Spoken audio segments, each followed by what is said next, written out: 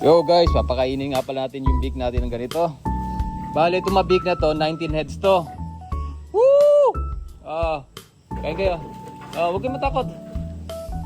Bale, itong beak na to, ipipick upin sa Saturday. Ngayon Saturday, bale, ang bumili lang rin, tropa lang rin, kaklase din nung college. Bale, yung tropa kong yon, gwapo yon.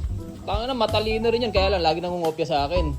Bale, ang bentahan pala namin dito, ang range ng beak ay nasa 6'5 to 7'3 pa. So, dahil tropa naman, binigay na lang natin ng 6'8.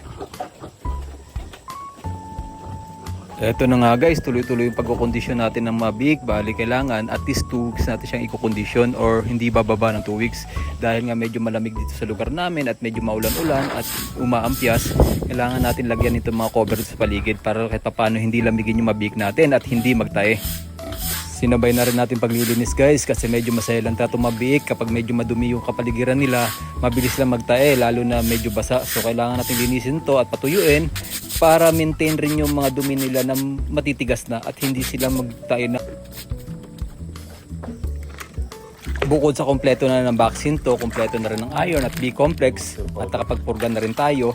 Yung sa 2 weeks na conditioning, may mapaluwa pa rin kami yung iron at higit sa lahat sa mga tubig nila, painumin nila, nagbibigay kami ng Vitamin Pro at Primoxil powder para iwas ng pagtatay at stress ng mabik at tuloy-tuloy rin yung pag-condition nila.